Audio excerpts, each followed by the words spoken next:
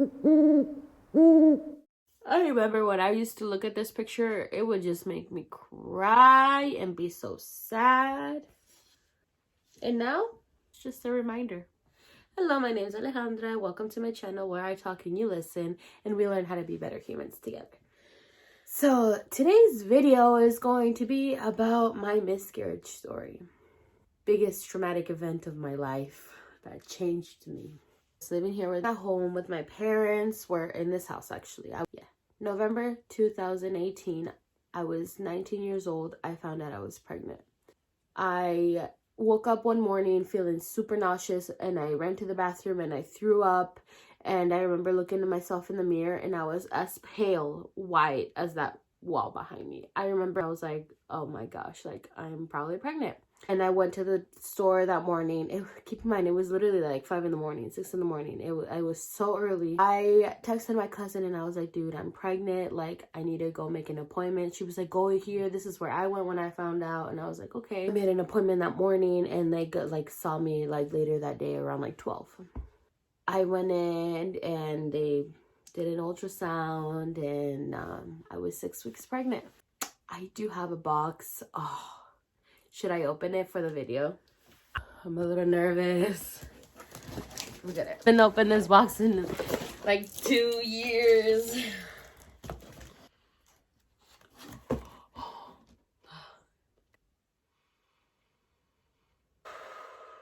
I haven't opened this box in so long. It is meant to help me. It is meant to help me heal. It is not meant to bring me down. So, ready? For starters, what I first saw was this pregnancy test that says the date that I found out I was pregnant, and you see the lines. Second thing was, I forgot I put those in there. I see another pregnancy test. This was actually the first pregnancy test that I took. One of these. And then I took this one. The ultrasound that I got that day. One of the notes that I did, that it's like the little noises that babies make, and then we got some papers. We got a little shirt. This is what they gave me. That's the clinic that I went. A really bad morning sickness, so I would take B6, and these were my vitamins that I was taking. Here's another pregnancy test. This is a little note that I did, that I wrote my baby because I needed to write it down. And this bag has just more baby stuff. I'm gonna read you these 2 notes that I have. Well, I don't think it's this one that I wrote first or this one. I think it's this one. When I wrote this letter, I remember I was bawling.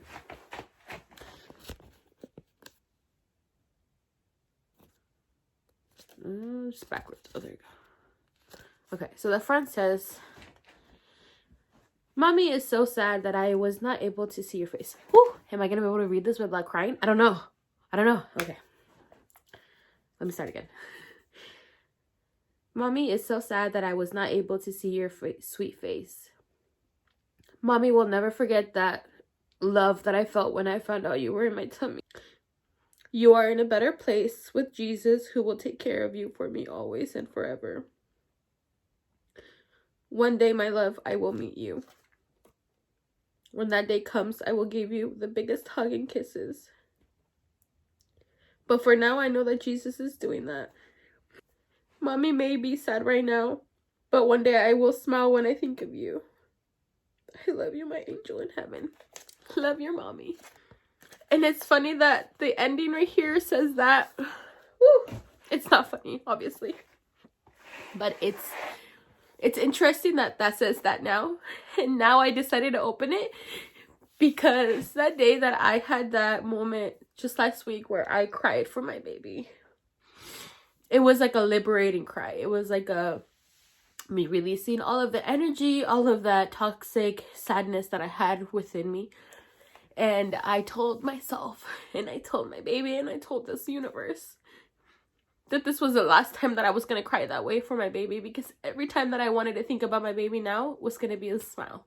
And so far, it has been a smile. I'm crying now just because I remember what I felt when I wrote. This just confirms that I am on the right path and that I am doing the right healing within me. It just confirms. It literally confirms. Because I said those exact same words last week. And look at me now. I had the courage to open this and speak about it now. I don't remember about this. I totally forgot. That definitely helped me a lot. I remember when I wrote that. That's why I wanted to start letters for heaven. Open this one. This one has a little heart, and it's just like a letter that I wrote when I packed the box. It was February 22, 2019. And I wrote, "Today I am packing a box full of your stuff. Very little for a big box. Still sad. Not showing it has been my goal. Every time I'm alone, I can't help myself but to cry and imagine a world with you in it. A reality that is no longer real as I push myself to become everything I wasn't before you. Healing has been my next step. I try and act like nothing has happened. Becoming what everyone keeps saying I am. Strong. Love, Ale." You see how I didn't use mom anymore? So when I found out I was pregnant, I told the father of my child, and he had a horrible reaction to it. He told me to abort it. He told me to let's go right now. And I was falling, and I was like, no, I'm just telling you the decision that I'm making. I'm just telling you that I am decided to keep this baby. I'm telling you that I decided to take the next step, you know? We both laying in bed doing the thing that makes a baby, and now you don't want to get up and deal with it? Like, no, that's not how things work in my life. I think I got seen on, like, Friday, and then I had my appointment for my DNC on Monday, which was a dilation and current, which is what they dilate you and then they scrape your uterus. There was 3 options, or 4, 3. So either you wait it out, you just let your body do it naturally, and you're gonna bleed for like 2 weeks. I was like, no, I can't do that. Or you take the pill and you still go home and you let it pass. I was like, no, I can't do that. And then the third option was for him to dilate me and scrape everything out. And I was like, I rather see myself bleeding because I'm healing rather than seeing myself bleed because I'm passing my baby. I told him that I did not think that I was mentally strong enough to witness that, especially because I was so distraught. I was in so much pain that I couldn't decide to go home and just let that happen. For this appointment, I just had this feeling that something wasn't right. At the 8-week mark, I had a dream that I had a miscarriage.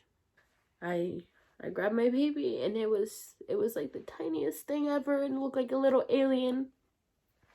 And I cried so hard in my dream. And I remember I woke up that day and I told Dad, I was like, Dad, I was like, something's going on. I was like, something's going on. I don't feel like something's right. I just feel like I'm losing the baby. And his words were, trust in God. Trust that Jesus is going to guide you through this, that he's going to be with you. Everything's fine. Everything's fine. But I just knew deep down. I just had this feeling, because when I would talk to my coworkers about my baby, I had this wrenching feeling that I shouldn't be talking about it, that I had no right to be talking about it. But I was like, why? I'm pregnant. And that was definitely really hard for me to feel a certain way inside and not know yet, not know that I had lost the baby.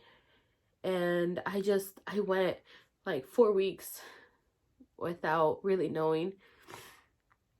And I don't know when exactly the baby stopped growing, but when I went to my appointment, it's around 11 weeks or 12 weeks to get checked by the doctor to see if everything in my body was good.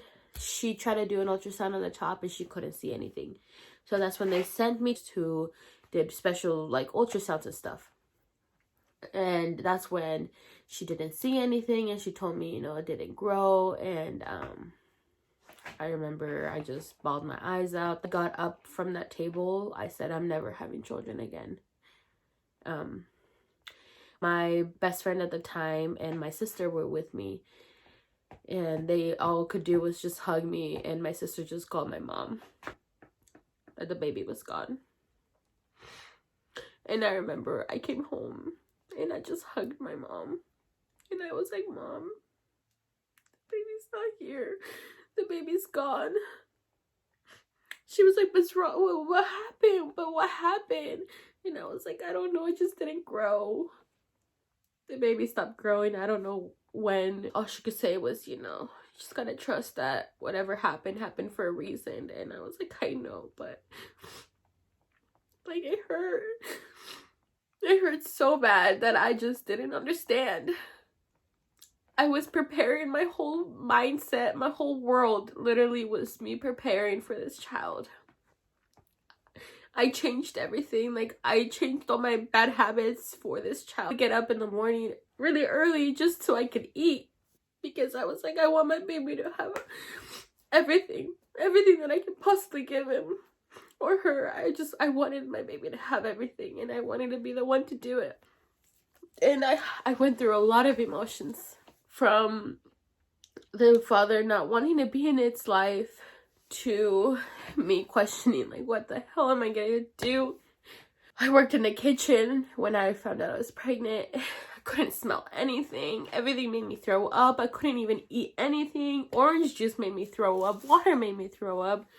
I was just a wreck. That night, my mom slept with me in my bed, and that was the first time in, I don't know, God knows how long, that she slept in the same bed with me. At first, it was all ignoring it, all trying to act like nothing happened. That was what I was doing. I was trying to act like it did not happen to me. Like I did not just lose my world. Like my world was not just flipped upside down. And when that happened, I crumbled. I ended up moving out because my sister was pregnant too. So I took the awful decision of moving in with my best friend, and we got an apartment together. And I did it all because I couldn't stay here, watch my sister's belly grow. I couldn't do that. I couldn't sleep here. I definitely was selfish, and I don't regret it because it taught me a lot. It taught me that I needed to take care of myself first before anything or anybody else. When I moved in with her, I did a lot of partying. I did a lot of drinking. I just hurt my physical body because of what I was feeling inside. More of a coping mechanism. It wasn't a healthy one either. After I went through all that, I moved back in for a few months before I met my ex. And that was just a whole process because it was me still learning how to deal with my miscarriage. I was still understanding why things happen. You know, I was still understanding that things do happen to people without even doing anything. I was so young. I am still young, but I was so young that I just didn't understand why that really happened to me. And I'm not gonna lie, 2 months ago, not have understood why I went through that until now. You know, I fully understand that I had to go through that in order to put myself first. Because one thing that taught me was that I needed to love myself first. I needed to get all of my stuff in my life, everything, I needed to get it in order. Because I was just kind of here. I wasn't really like living. I'm definitely living now, and I will tell you that. I was not living when all of this happened. I was participating in life. I wasn't living. And after that, it really taught me to take steps and really understanding yourself and really telling yourself, I want this, I don't want this, I want this, and I don't want this. and really allowing things to come and go without getting too attached. As bad as it sounds, like I went down such a bad rabbit hole. I couldn't understand why I was the one in there. I definitely do now, and it's still like bittersweet. But one thing that I would tell younger me, that person that I was pregnant from was very toxic. And although I knew it, I didn't accept it, and I didn't fully see it until now. No matter what, my baby is still in heaven, and my baby is still mine, you know. Like, baby sees me for who I am, and my baby knows that I loved it so much, more than I could ever understand. And one thing that my cousin said to me the other day, that could have happened because that person or that soul needed a part of your soul to complete its soul. I was like, thank you, I really needed that, because it's a new perspective. I didn't think about it like that. And that soul really needed to be loved unconditionally without any strings attached. And I did that. I loved that soul without any strings, without any attachment, without knowing how it looked like, without knowing anything. I loved it purely because it was my soul, my baby. And that helped me a lot. And now that I think about it, I'm like, yeah, I'm part of that, and I'm happy to be. It's a good mindset to keep going with, because it has taught me to keep seeing things from a different perspective. And one thing that my spirit guides have been telling me is that butterflies are messages from the other side. And not that long ago, before I did my healing, I decided to put butterflies on my wall in rainbow color. All the colors that you see. So this room is part of my healing process, and my baby is in my room. My baby is in this environment, and I feel my baby. That's where I'm coming from when it comes to feeling things happen for a reason, and I do truly believe that. I think this video is just everywhere, and honestly, I'm just gonna like edit it and post it, because it's very important for me to just sit down and talk about it, because it made me who I am today. And I hope that if you did watch this video to the end, it brings you some kind of knowledge that will help you in your life, and encouragement to keep going, because I'm not where I want to be in life, but I will tell you that I am standing very strong in my feet. I am standing very strong on the grounds that I stand on because of what I went through in my life. Don't let this video take anything from you, but let this video give you anything that will help you in your life.